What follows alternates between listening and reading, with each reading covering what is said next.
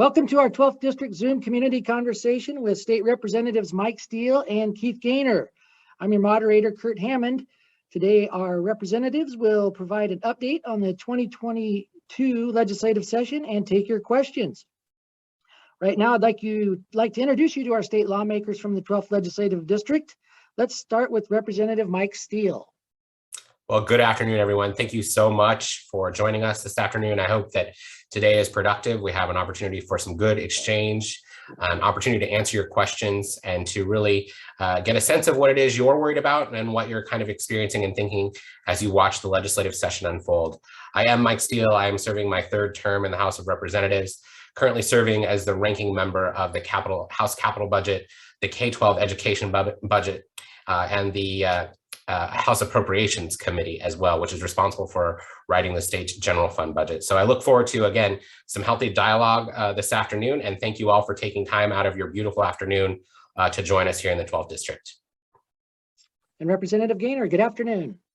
Good afternoon, and welcome to everyone that's joined us. We're glad that you are taking the time. I mean, it shows that you're very interested in what's going on, and we're glad that we have engaged citizens.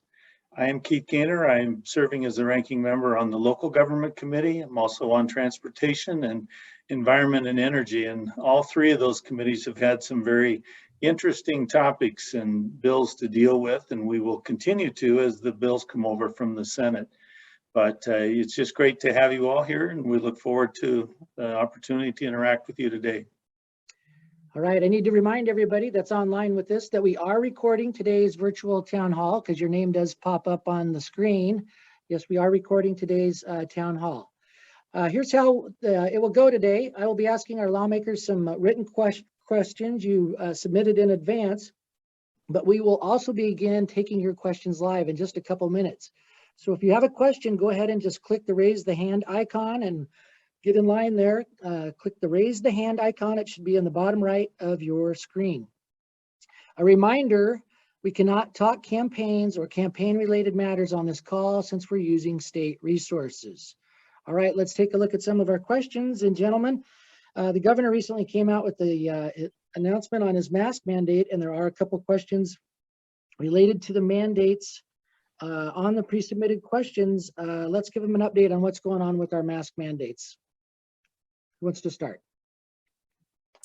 Well, we did indeed listen to the governor's press conference this past week, recognizing that he will be lifting the indoor mask mandates March 21st.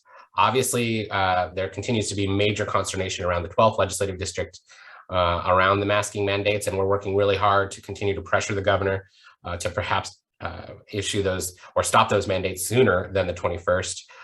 Both Senate Republicans and House Republicans did send a letter to the governor asking for those mandates to end earlier, given the decrease in cases and the decrease in hospitalizations. We feel it's appropriate to end the mask mandate sooner. But as I said, we'll continue to push the governor to do that earlier than the 21st.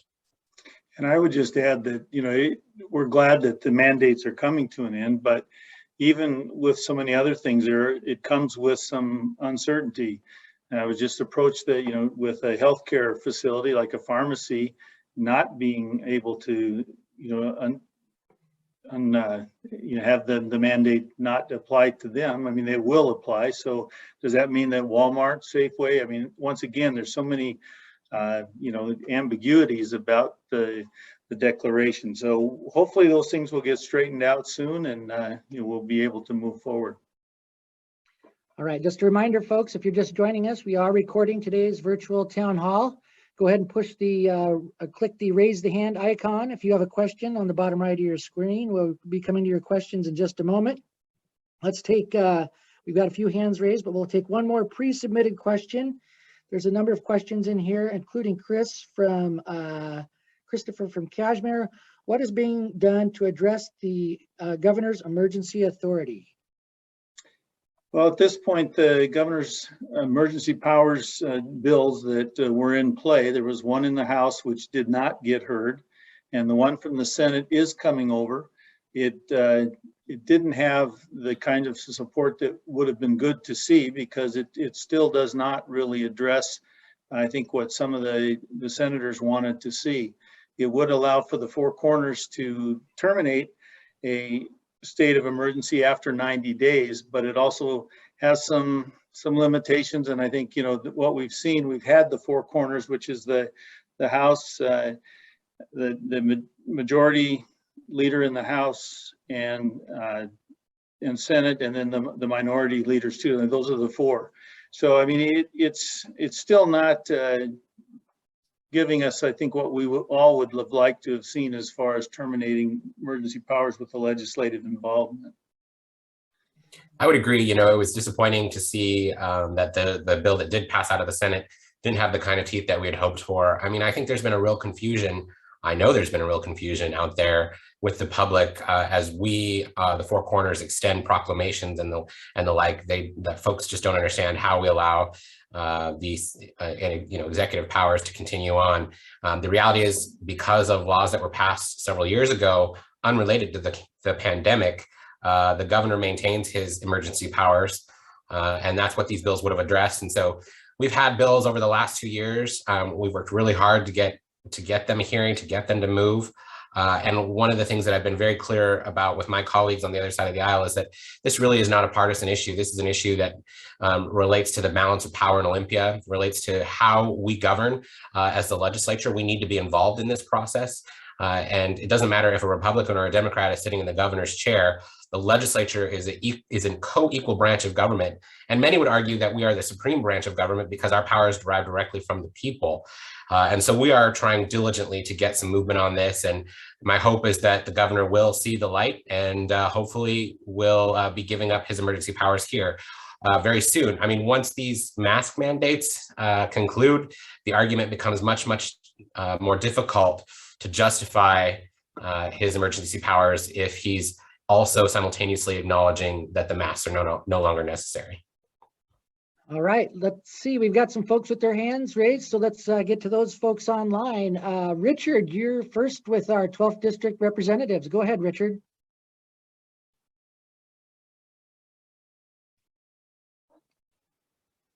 Go ahead, Richard.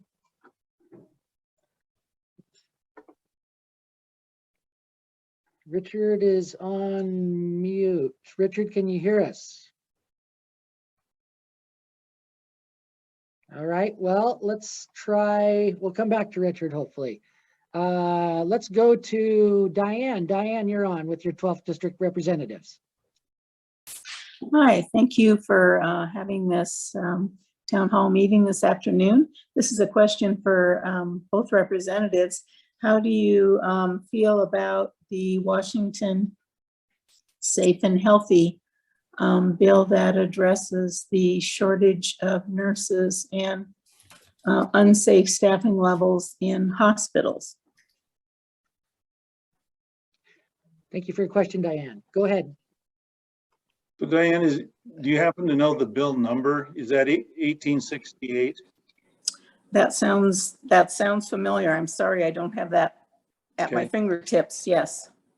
Well, I did vote against that bill, and one of the concerns, the biggest concern I have is the impact on rural healthcare, and we really do have an issue with the shortage of nurses, not only across the state but across the nation. We've had a lot of the traveling nurses that have come in and have helped out, and we did have a number of nurses that were terminated because of the vaccination status. So, I mean, there is a real shortage of nurses. Now, having said that, I mean, we need to have flexible staffing, but I also understand, where the motivation came from some of the larger hospitals where they weren't, they have a little more flexibility with their staffing and their ability to, shift schedules and all, but, that is a concern, but I do think that it's important for the local facility to have control, because most of these, employee arrangements are, derived through collective bargaining. So that's why I voted against it, because I did feel like we needed to allow the respective facilities to be able to have some flexibility in their staffing. Yeah, thanks for your question, Diane. I think sometimes when you have legislation like this, unfortunately, the public perceives it as an all or nothing sort of approach. And that's not at all what this policy would have done. I too voted against the bill after many meetings with chief nursing officers around our district. They were very clear and very candid about the fact that they had been nurses themselves before rising to the level of administration, and having some flexibility in their own administration to do the work they need to do to make sure that they're adequately staffed is super important. Do I think we need to do work on this? Absolutely. I mean, as Representative Goehner alluded to, we know that our nurses and frontline medical staff have just come through, really the gates of hell over the last 2 years related to the pandemic. And do we want to make sure that they are feeling supported and have opportunity for relief? For sure. But this bill did not leave the kind of space we needed to in order to address the shortages that Representative Goehner mentioned, and to address the concerns that these chief nursing officers have as it relates to staffing their own units. So there's work left to be done. And I know that we'll continue to do it. This bill comes back around, in my time in the legislature over the last several years, we've seen this bill before, even before COVID and before the pandemic. So I know that we'll have opportunity to address it again and to continue to do work with our folks who are on the front lines and with our administration in and across the 12th district to address this issue. So thank you for your question. Thank you, Diane, for your question. If you have a question, just click the raise the hand icon. It should be in the bottom right of your screen. Click the raise the hand icon if you got a question. Got some folks online. Our next question is from Paul. Paul, you're on with your 12th district representatives.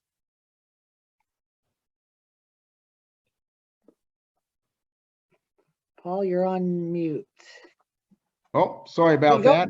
Yep. Good afternoon, Mike and Keith. Thanks for having this meeting with everyone. We appreciate all you do for us. I know it's difficult at times, because what we've got currently is the makeup in Olympia. But so I guess a couple questions I had were on the capital gain stuff. I'm pretty sure you guys both voted against that, I would assume.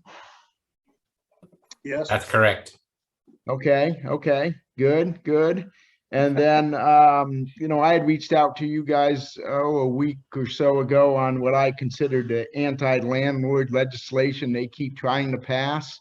I mean, that just drives small landlords out of the business and ends up creating less affordable housing, not more affordable housing. So, we landlords, and myself specifically, we're small, and we appreciate your support trying to, to entice landlords to stay in business. So we appreciate your help there. And the bill on housing, where the state's trying to push more housing at the state level, but trying to force all the localities to do it with duplexes and other multiplex housing. What are your thoughts on that, gentlemen? Well, that was a bill that came through local government, and it did pass out of our committee, but we did try to amend it. When I say we, our side of the aisle, Republican members were trying to, make adjustments to it, because it, in our opinion, and particularly my experience in local government, I'm very much in favor of letting local entities determine their own outcomes. And as I've mentioned so many times before, I mean, planning commissions, whether it's commissioners or city councils, they're the ones that are putting the comp plans together. They are all tasked with addressing the housing element within the Growth Management Act. And in that housing element, it says that you must provide for all economic segments of your community. So that should be happening at the local level. When these comp plans are being approved by the state, it should be addressing the concerns, because you have 20-year population projections that have to be factored in. And if that is happening, we don't really need the state to come in and superimpose the types of zoning that should happen or what should be allowed.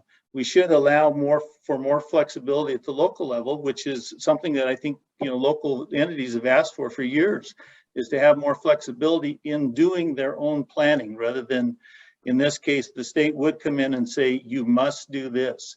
And I think that's the problem with that top-down approach is that we've seen what's happened with the Growth Management Act. It's been in play for about 30 years.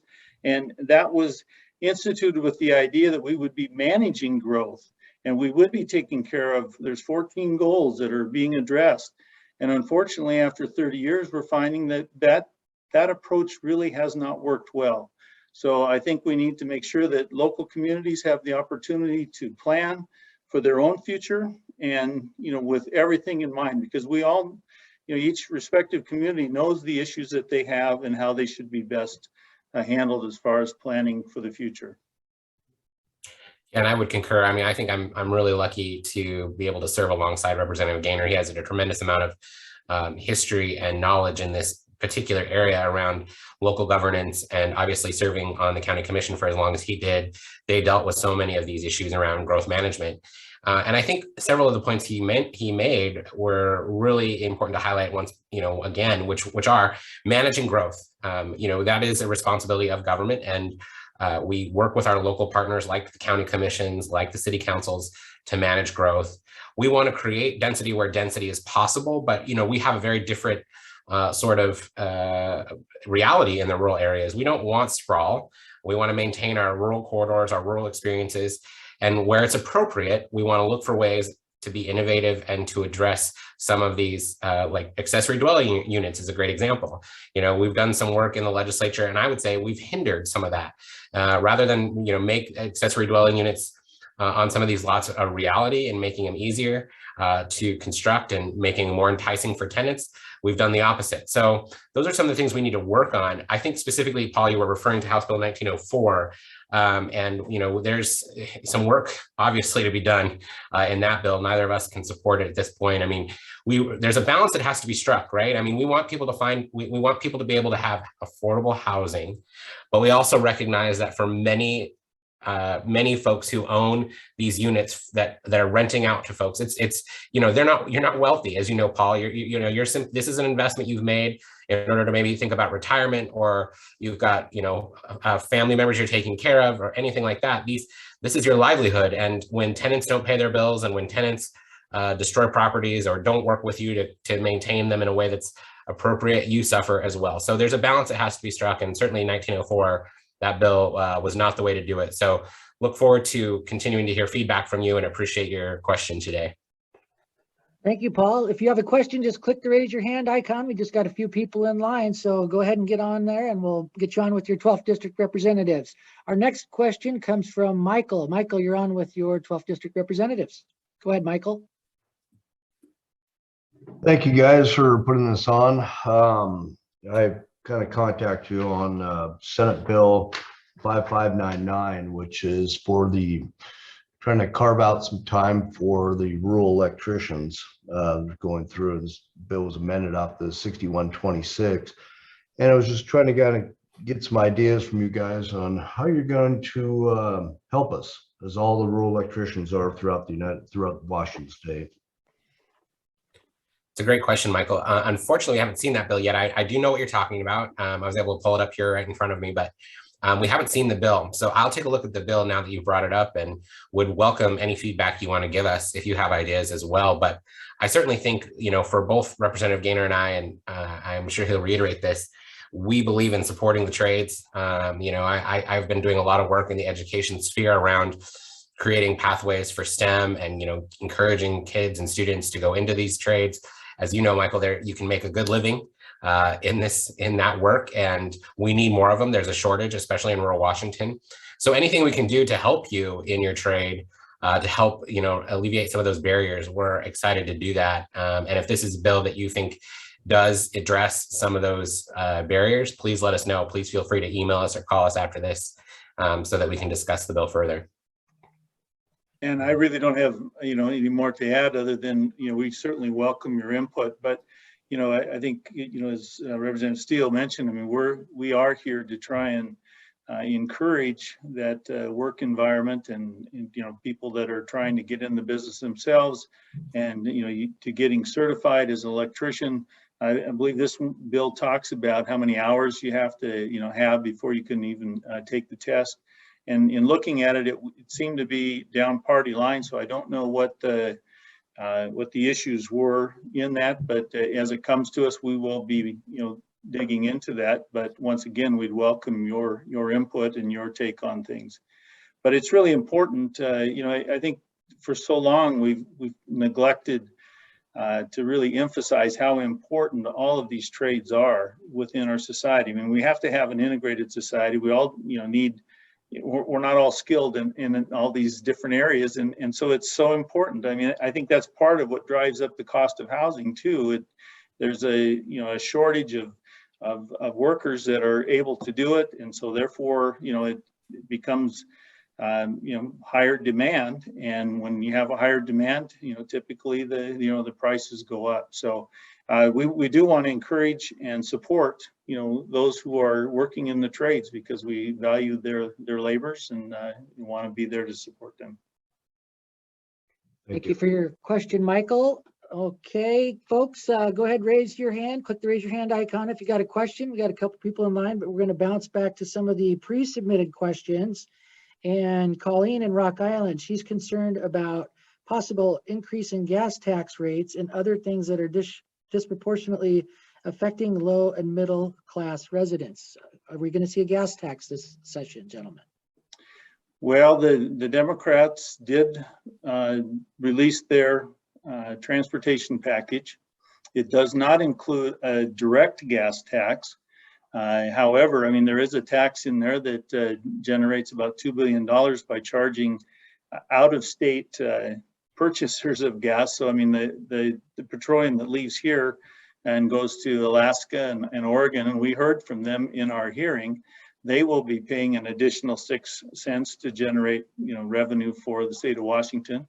But within that tax, I mean, that transportation package there are taxes in there and increased fees. So although you won't see, as I said, a direct gas tax at the pump, there will be, registration is proposed to go up considerably on all vehicles, and anything transportation related does have an increased price tag to it. So it will cost everyone more. And, we do believe, when I say we, I mean the Republican side, because we were not consulted in the budgeting process. We believe that there are other ways that we could be putting money in that transportation budget that would actually have some great benefits and be able to maintain and preserve the infrastructure we have with the addition of any new improvements by, simply if we were to take the sales tax that would on car purchases and put that in the transportation budget, and then there are some activities within the transportation budget that really are not necessarily should be funded there. I mean, we talk about bike trails and pedestrian trails, and yet we're using gas tax dollars to do that. So, I mean, those things should be paid for, in my opinion, out of the operating budget. And particularly with the surplus of revenue that we've had unanticipated revenues that have gone beyond anyone's projections. And so we do have an opportunity to make some one-time infusions of dollars to the transportation budget and meet some of those needs that really benefit the public as a whole, and not just the transportation sector. So there are some options there that do not necessarily need to have increased taxes. But, it's one of those things right now that budget was heard just this past week. We will be debating it this coming week, and hopefully we'll have an opportunity to make some amendments and, have some ideas that we have, accepted into the process. Yeah, and I would just echo, the thoughts of Representative Goehner. I just want to thank him for the work he does on that committee. That's a very challenging committee. It's always running into revenue issues. I would just agree with the question, the fact that we tend to forget that transportation is one of those, necessary life things that folks of all socioeconomic status have to rely upon to get to work and to buy groceries and to get their kids to childcare. And so, it's a really great observation in terms of, yes, it disproportionately impact the low income, middle income folks more than anybody else. And every time the state considers a tax increase, and again, as Representative Goehner mentioned, that's not something necessarily on the table right now, but as a member of the Appropriations Committee, I completely agree with his assessment that we should consider transferring some state fund general obligation appropriations to the transportation budget. We have, as he mentioned, a surplus near a little over $10 billion in surplus over the four-year outlook, we should absolutely be looking at a transfer from the general fund to the transportation budget to deal with things that are very, very important in the 12th district. I know one of the things that Representative Goehner and I talk about all the time is simple preservation.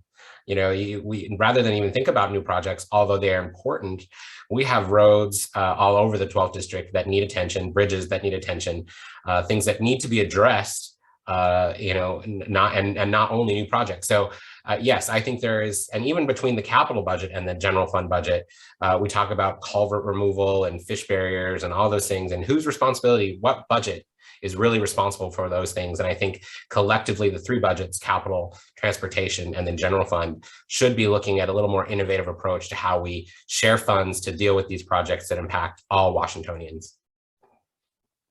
All right, thank you for your question. If you're just joining us, I need to let you know that we are recording today's virtual town hall. If you have a question, just click the raise your hand icon. We've got a number of hands raised, so we're going to go back to the folks online. And our next question is from Dave. Dave, you're on with your 12th district representatives. Oops, sorry about that. Diane, I think. Go ahead.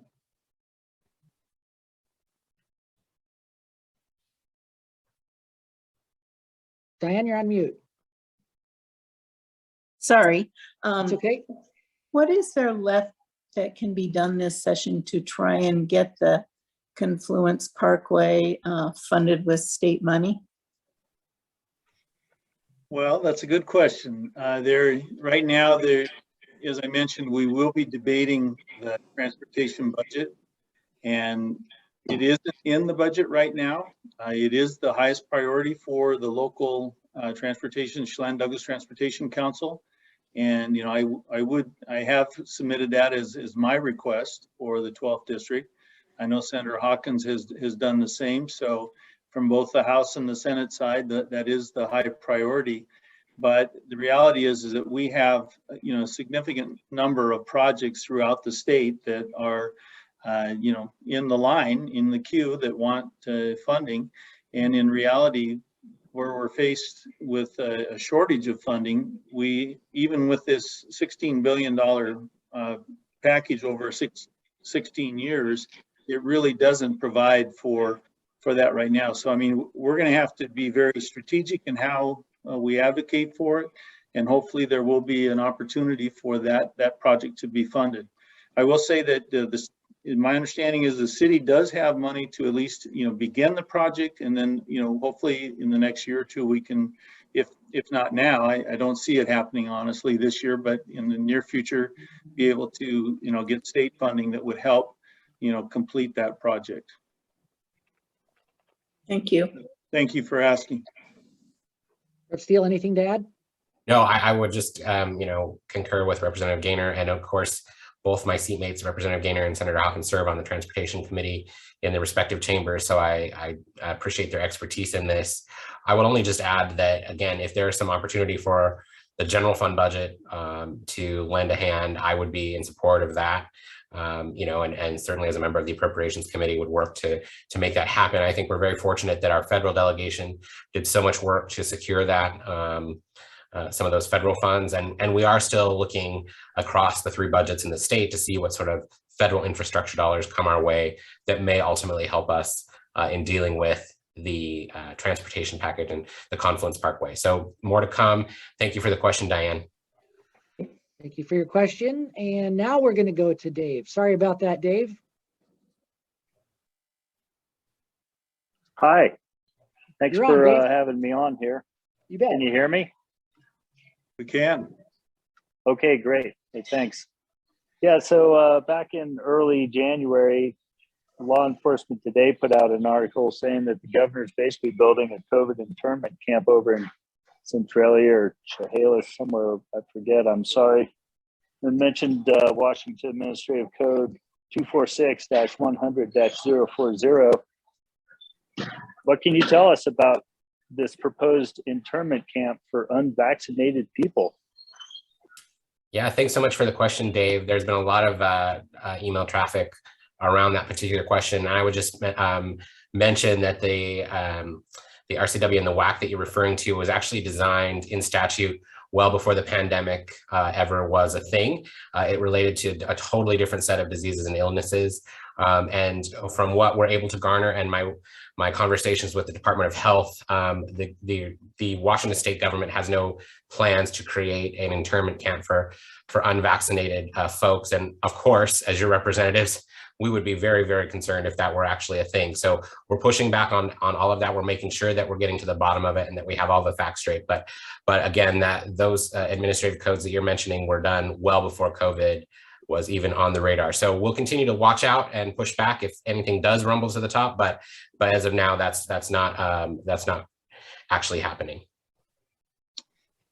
And I really don't have anything to add other than that, you know, when I first heard about it, I did look into it, and there was an application, a solicitation for a director, and I didn't see anything else developed after that. So I'm not aware that there's anything in the works to pursue that. Thank you for your question, Dave. Our next question is from Judy. Judy, you're on with your 12th district representatives. Hi, I want to thank you for having this today. I really appreciate hearing from both of you. I am wondering about if there's anything in the budget for increasing capacity at the universities for nursing positions. In addition to the stress of COVID, many nurses across the state are near retirement age. And so I want to know what is being looked at to help replenish the supply of nurses in the state. Thanks so much for your question, Judy. Actually, yes. As the ranking member of the capital budget in the biennial budget, we did some work with the University of Washington to build, for the first time since the Western and Eastern state campuses were constructed, a new teaching hospital. We spent almost $100 million to construct that. And the whole idea is that we will create a system of programs that will help us fill some of those shortages. So it's a teaching hospital for nurses and physicians and other medical professionals in mental and behavioral health. And I know that's just one segment of overall healthcare, but there is a very concerted effort amongst us on the capital budget in terms of facilities to see what we can be doing to build out capacity across all of our four-year institutions and even some of our community and technical colleges to help balance out that nursing shortage, because as you mentioned, there is indeed a shortage. And I think it's important that the legislature recognize that and continue to make progress in projects that do support that. But yes, we are making strides. It's a very expensive proposition, as you're probably aware. Anytime you have to build new facilities and you have to create new programs to support these sorts of things, it is expensive, but I think it's where we should be investing dollars and making sure that we do have folks to backfill all the retirements that are occurring. But we also learned a ton during COVID. I mean, we saw the shortages, they were very acute. And as Representative Goehner mentioned, we brought in nursing folks from across the nation to help us backfill some of those shortages. And for our local administrations, in terms of the healthcare facilities, those are very expensive. Those are very expensive nurses to pay for. And so this emphasis on grow your own here in Washington has been a thing over the last 4 years, and we'll continue to focus on creating new opportunities for healthcare professionals. So thank you. Great question. It is a good question, and I'm glad that we are making the investments for facilities and for training. You know, the reality is we still need to ensure that people find fulfillment in helping others, you know, as a nurse or whatever, you know, role they might play within the healthcare system. And that's something that I think, you know, we have to be very cognizant of, is that we do show appreciation and we create an environment where people, you know, when at the end of the day, they do feel like they've really, you know, accomplished something by making someone else's life better. So we appreciate everyone that has, you know, been involved and that are currently engaged in the healthcare, you know, sector, because it's so critical for our society. And we, as I say, we just really appreciate any and everyone that's willing to make that commitment to help. Great question, Judy. Just a couple reminders. We are recording today's virtual town hall. It looked like we've had a few people jump on, so I just wanted to make sure everybody is aware of that. And a reminder, we cannot talk campaigns or campaign-related matters on this call since we are using state resources. Still have a number of hands raised. That's great. Let's go to our next question, who is Patricia. Patricia, you're on.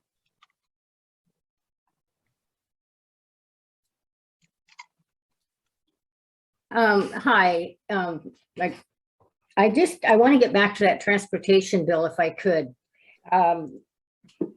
Mike Steele said that there were some roads and bridges that need taking care of here in the 12th district. Can you give me some examples of those roads and bridges that need funding and repair that aren't being addressed in the transportation bill, please? And also, why aren't they included? You know, who decides what's included and what isn't in Olympia as far as these bills are concerned? Who makes that decision?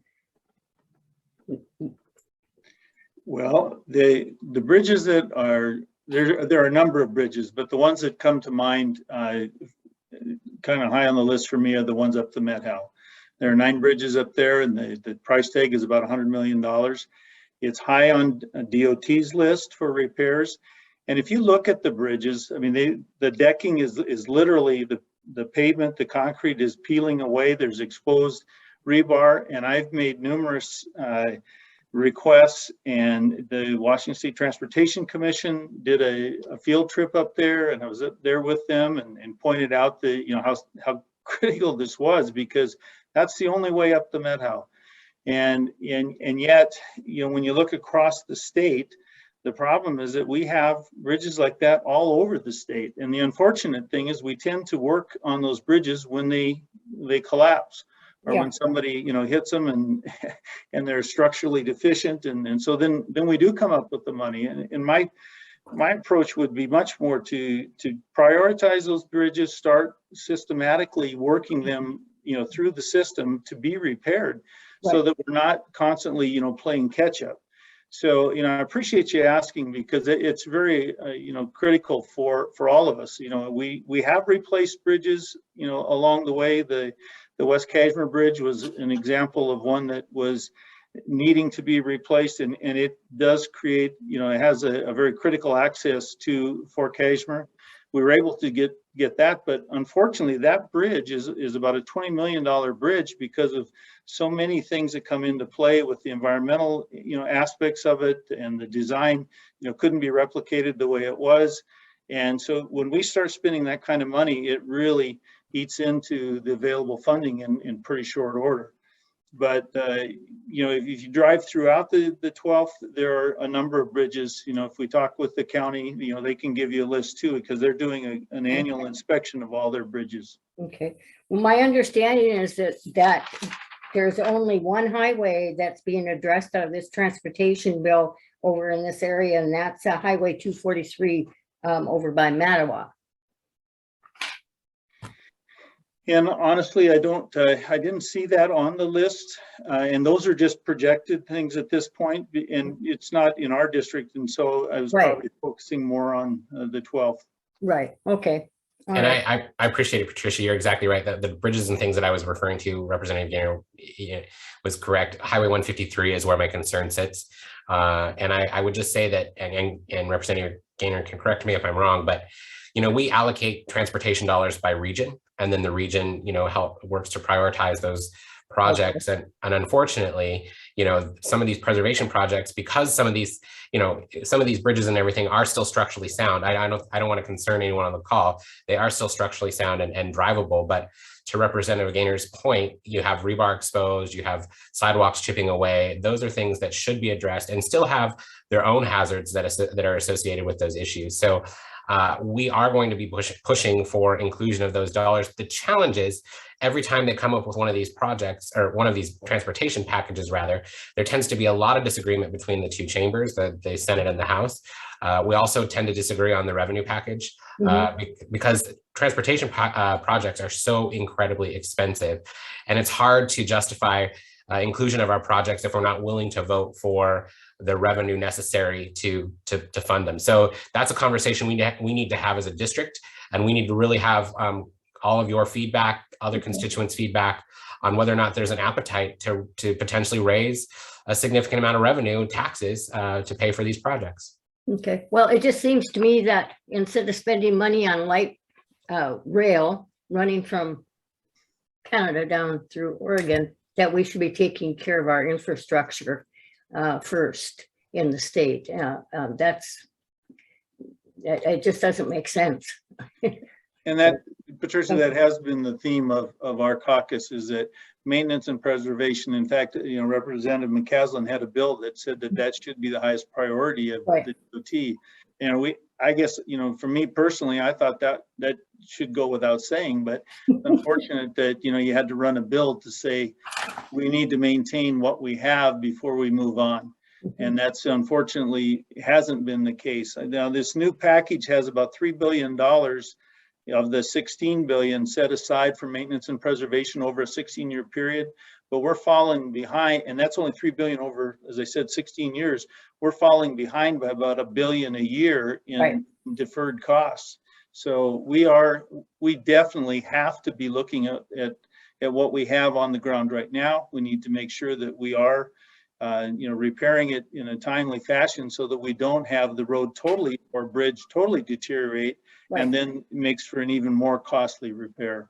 That's right. Thank you very much. Appreciate it. Thank you. Thank you, Patricia. Our next caller or question is from Cliff. Cliff, you're on. Go ahead, Cliff. There you are. I made a mistake. I didn't have a question.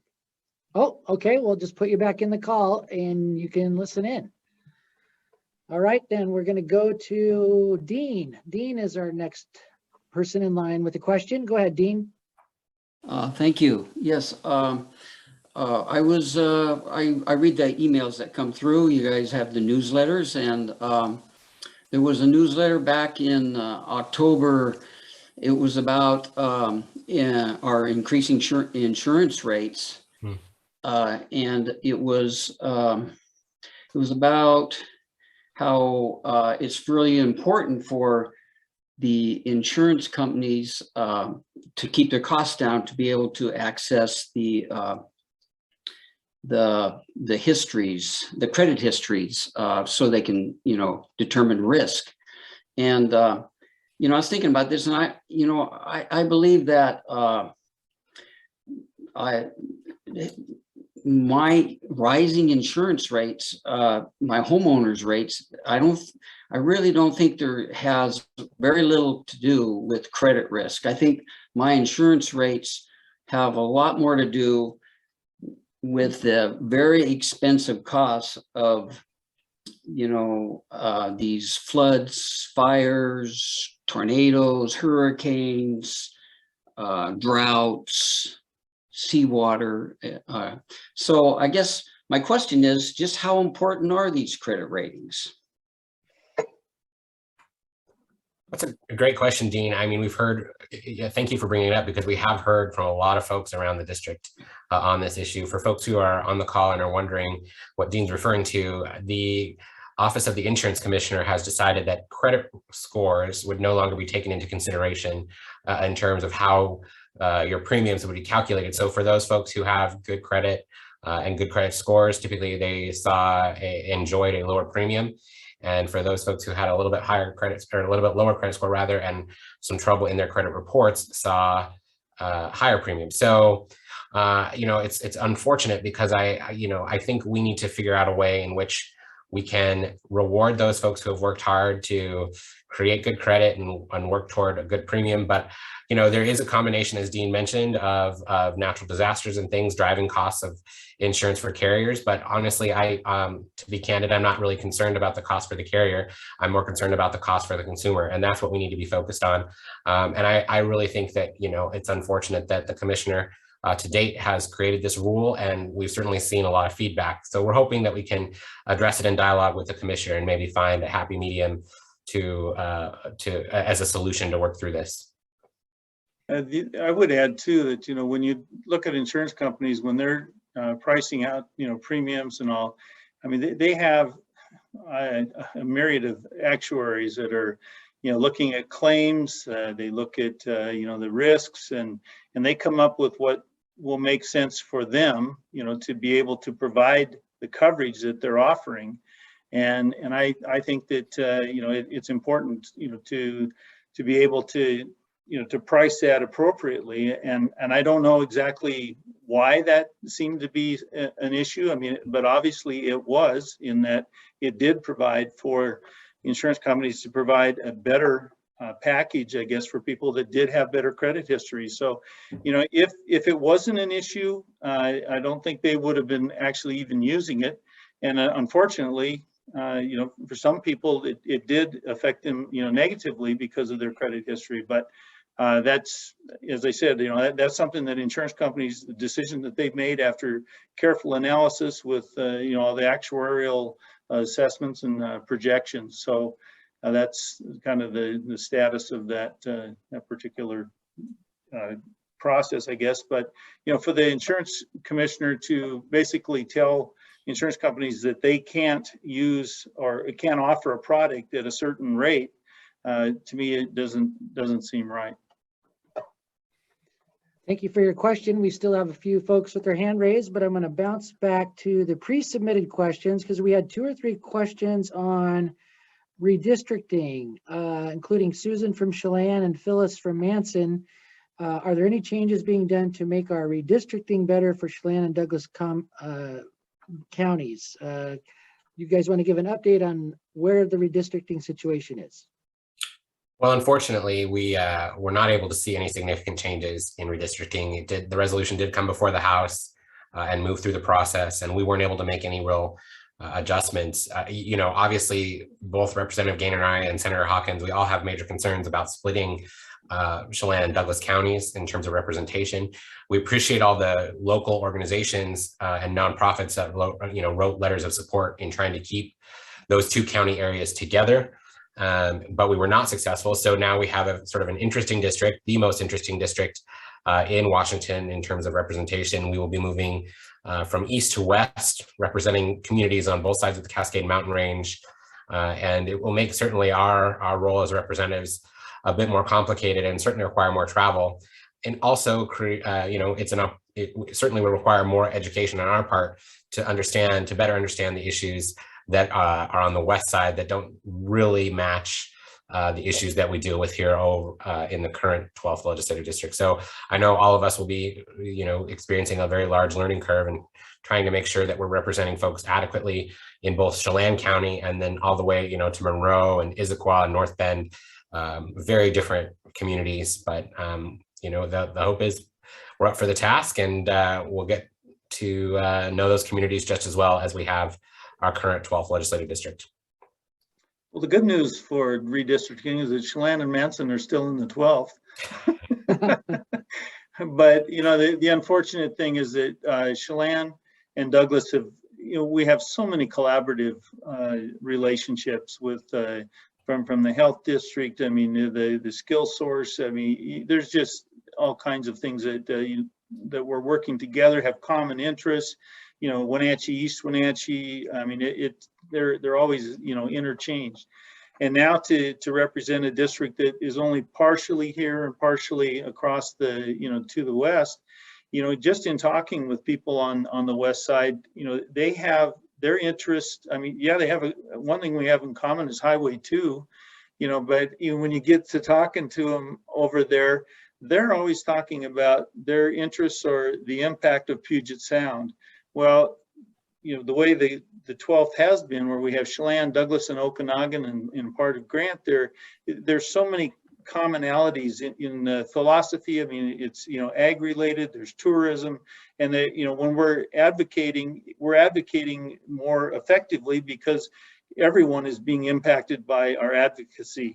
And now we've got a split district where we have Eastern Washington interests and concerns, and you know, everything is different. I mean, the way we talk about forest health is different even over on the east side versus the west side. It's a different, climatic conditions. And then when we're talking about those transportation issues, as I said, the commonality is that, they have issues with Highway 2.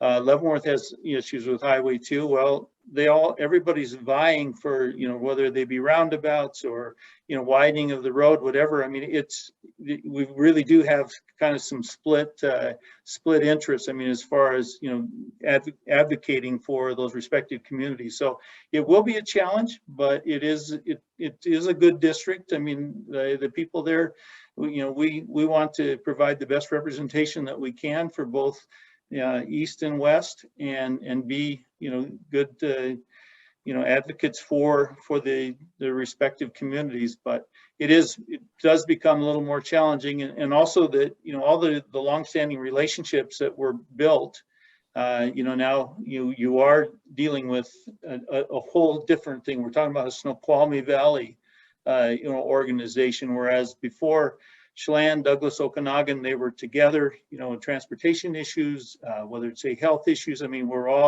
there's that the connectivity within those counties, which we won't have now, because Chelan doesn't really have a whole lot to do with King and Snohomish.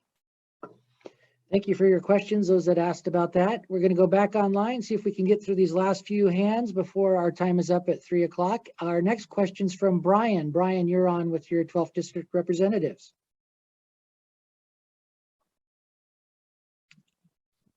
Go ahead, Brian, you're on. There you go. Hello, can you hear me? Yep, we can hear you. Okay, this is Brian. I'm not trying to distance myself from our district, but it's really been bothering me that since Trump lost the election through fraud, and I think maybe Inslee might have also, and I completely lost my confidence in voting. Now, who's to say those voting machines that are rigged aren't everywhere still? I'm just speaking for myself, not the other conservatives, but that's my question. Is there anything being done to stop voter fraud? Well, Brian, I do know as a county commissioner, I sat on the canvassing board, overseeing elections in the county. I do have, a lot of, I have confidence in both the auditors that I've dealt with and others too, for that matter. And I did with Secretary of State Kim Wyman. And, the state of Washington has really, we were at the forefront of like mail-in balloting, but through each election, things have been tightened up. I feel very confident in the security of the election and in the validity of the votes that were cast and how they were validated, within the counties. Now, I can't speak for other states or, what's happened elsewhere, but, from my experience, as I said, I believe our duly elected local officials have done a very diligent job in ensuring that the elections that we have here are certified in a way that is clearly explainable and it has all the safeguards, I guess is what I'm trying to say, that are necessary to ensure that it is a valid election. Yeah, and I would just, concur. We did spend some time. Obviously, this is an area of concern for many people in our district. We have spent some time speaking with our auditors. As Representative Goehner mentioned, we have been leaders in the country in terms of mail-in voting, and we've created systems that are safe and secure. And I would say, the political scientist in me, watches this stuff pretty intently. And as you look at races all over the nation, you really can't have it both ways. You can't, what happened in this last election is, President Trump lost the election, but state legislatures overwhelmingly went to the Republican Party. And so, which one is it? If Republicans are winning all over the nation, but the top ticket, didn't, you can't really have fraud one way or the other. So I would agree with Representative Goehner that I think we've worked really hard to create secure systems of elections in Washington state. And I stand by the results that were that were given by our auditors, who are also Republicans and Democrats. We have in the 12th legislative district, we have both Republicans and Democratic auditors, and they've worked together to give us assurance that the elections were fair and valid. So, you know, we have to have faith in our systems, and you know, we constantly watch it, you know, and we're very close to this issue, obviously, because election integrity matters. And obviously, as members who are elected by the public, we hope that our elections are true and valid. So thank you for the question, but I believe that, you know, we really have done a lot in Washington State to secure our election systems in a safe and meaningful way. Thank you for your question, Brian. We've got a few more hands raised. We're going to zip through these, hopefully, so we can get taking care of everybody before we run out of time. And our next question is from Don. Don, you're on with your 12th District representatives. Hey, can you hear me? You're on, Don. Yes, Don, go ahead. Hey, well, I just want to know if you think there's going to be support for Senate Bill 2676 of the 3% COLA for the Plan 1 retirees, and also of the 5546 regarding the insulin affordability. Yes. Hey, thank you, Don. So great to hear your voice. You know, I'm sorry I wasn't able to connect with you earlier in the session, and schedules got away from me, but great to hear from you. Yes, I will tell you that both Representative Goehner and I overwhelmingly support both those bills. I'm watching for those bills very carefully out of appropriations. I plan to stand for the COLA increase and do everything I can as a member of that committee to make sure it happens. And I think we've got some good momentum this year, and we're going to see it through to the end. So my hopeful answer and affirmative answer is yes, we want to see those COLAs happen, and yes, we're going to be looking at insulin affordability to bring it down for the public. So good questions, and we're gonna keep fighting the fight for you. And thanks for all that you're doing to advocate for this issue. Thank you much. Yep, thanks for calling in, Don. I agree with Representative Steele, and I think you know, as we've talked before, I mean, we're very concerned about the retirees, so and the insulin pricing. Thank you. Thank you for your question, Don. Susan is our next person in line with the question. Susan, you're on.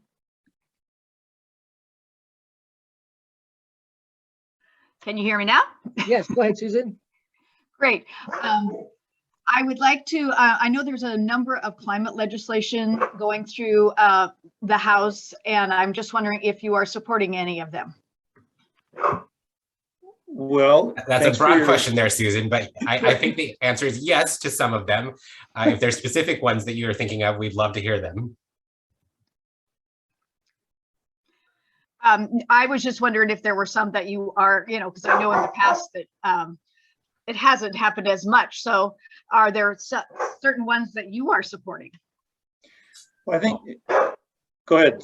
Well, I'll just speak to some of the work that we're doing in the capital budget. We just, and the budget's not public until Monday, but we just expended some dollars to help match Grant County PUD's solar manufacturing plant that they're looking to bring to Moses Lake. So we put nearly $10 million into that program in order to help match that solar manufacturing, in order to encourage grid modernization and encourage folks in Eastern Washington to utilize solar. I mean, obviously it makes a lot more sense in Eastern Washington to utilize solar grids than it does in Western Washington. So we're doing some work there. We've done some work with respect to salmon barrier removal and trying to get the Chinook salmon specifically better pathways to the ocean for our orca preservation work there. And so, yeah, I mean, there's definitely some things that we're supporting in trying to make sure that we are cognizant of the issues that face the 12th legislative district. We both have been working with the Commissioner of Public Lands to deal with the ways in which we manage wildfires and carbon sequestration. We did some biochar work up in the Met Howe, which obviously relates to biochar, or excuse me, obviously relates to carbon sequestration. And so I think we're both active in that. So there are definitely things we are supporting as long as it makes sense and as long as it's pragmatic in its approach for implementation. I think we support those things. And I think Representative Steele has covered that pretty well. I mean, the one concern that I have is that a lot of these climate bills you look to see how somebody's voted, but you haven't, when I say you, I mean, I'm just saying people don't always understand all the details of those bills. And the pragmatic approach and the return on the investment is really, critical. So to put solar panels, for example, on the west side, we know that that's not we're told, numerous studies have said that's one of the worst places in the country to do that. But, on the east side, it does make good sense. And so, investment has to be, matching up with where it can be most effective. And that really is a concern that we have. Thank you for your question, Susan. And I know it's 3 o'clock, but we're going to get to this last person because we've got one hand raised. Sandy, you're our last question today. Hi, I'm wondering if there's any conversation around or effort being made to balance our Washington state budget. Yes, I think you're probably aware, Sandy, that we're constitutionally mandated to balance the budget over a 4-year outlook, which tends to be the sticking point. One of the things that I would say is that we in the Appropriations Committee look very critically at the 2-year outlook, because that's how you develop the budget. It's in a biennial approach, and so every 2 years, our caucus looks to make sure that 2-year outlook is balanced. And it's been interesting as we've watched these economic forecasts come in again and again, well over what was expected. My perspective, my approach, my desire is to see the programs that we've created in Washington state already be funded and make sure those are working before we create new programs. And there's a lot of debt that occurs outside the purview of the legislature. And I think that surprises a lot of people. And so working with the state treasurer is also important. And again, most people don't realize that we as the legislature, we have to create and balance budgets. We have to pass a balanced budget, but the treasurer can carry things outside the books that creates some indebtedness for the state. And so I'm working on those programs, trying to get a handle on that. But yeah, it's important that we do balance the budget. It's important that we live within our means, and it's harder and harder every year as we see giant amounts of money coming in from the federal government and other resources that they don't just spend wildly. So I think we need to get a handle on that, and certainly appreciate the question. And I would just say that not all budgets are created equal, because as we have the transportation budget, we've talked quite a bit about that today. It is one of the budgets that is lagging behind in revenue. So where we have unanticipated revenues coming into the operating budget, the transportation budget is really lagging. And yet that's part of the whole picture that government has of maintaining services for the state. So, although we do have plenty of money in some places, we're woefully lacking in others. And that's where we've talked already today about maybe shifting our priorities of government so that all of the obligations that the state has are being met. And as Mike said, before we move on to anything new, we should be making sure that the commitments that we've made to the citizens and the expectations that we have as citizens, once again, like in transportation or social services, they should be funded adequately before we move on to create new programs. And I don't know that we're at the place where we need to be creating new programs, because we do have shortfalls in so many areas. Thank you for your call, Sandy. Gentlemen, great call today. We got through a lot of different questions. And as we go into our closing comments from you, I am going to throw one question at you, because I think you can kind of incorporate this into your answer or your closing arguments. Les from East Wenatchee asked, how can we be most effective in influencing Olympia and the legislative process?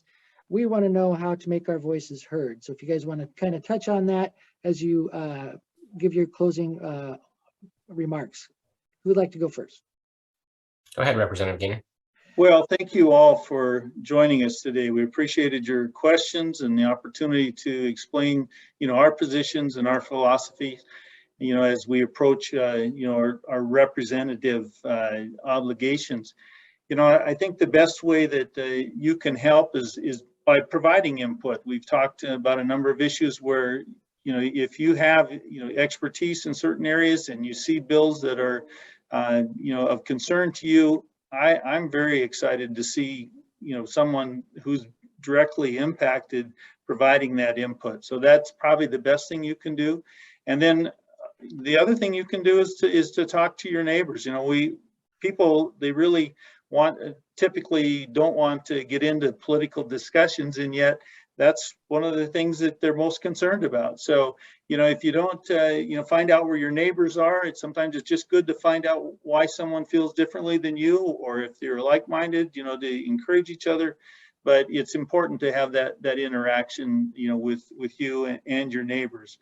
But, I do appreciate the opportunity to be a representative, to represent the interests of the 12th district. It's been a real honor. And as we look to this last part of this session, we will do all we can to, represent you in a way that clearly reflects the values of our district.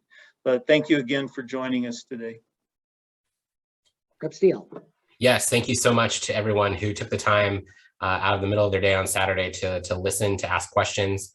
One of the things that I've always been impressed with, even before I was in the legislature, is just the amount of engagement that we have as citizens in the 12th legislative district. I do believe we are plugged into the things that are going on in our state, and I do believe we've maintained good communication with our delegation in the legislature, and I think that should continue.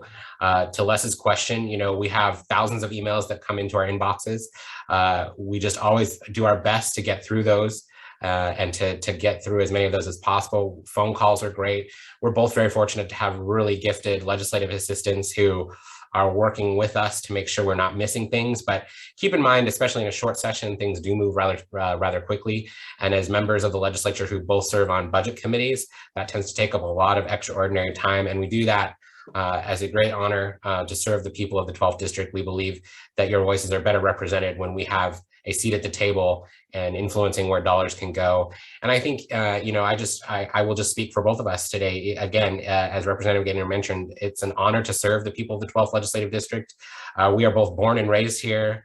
We care about the people, we care about our environments, we care about the businesses and the communities that make up the 12th legislative district. And we do this because of that very reason. And so thank you for taking the time again to be engaged, to share your thoughts, and for the really great dialogue. I mean, I think that's so important. As Representative Goehner mentioned, dialogue has to continue. We have to be willing to acknowledge differences and understand there are differences of opinion, but at the end of the day, conversation must continue and dialogue must continue in order to form a more perfect government. So thank you for the work that you do in engaging us, and thank you for allowing us to do the work that we do to represent you. So have a great afternoon, and we look forward to seeing all of you soon back in district. And just a reminder, because our participation was so good online, a lot of that, we didn't get to a lot of the pre-submitted questions, but your legislators have that list. So they've got your email and your question. If they didn't get to it in the call, they will be able to get back to you on that. And this, just wanted to say thank you to everyone. This has been a 12th District Zoom community conversation with Representatives Mike Steele and Keith Goehner. If you'd like more information, you can reach them on their websites, representativemikesteele.com and representativekeithgoehner.com, or use the toll-free hotline at 1-800-562-6000. That's 1-800-562-6000. Thank you for joining us. On behalf of Representatives Goehner and Steele, have a great afternoon.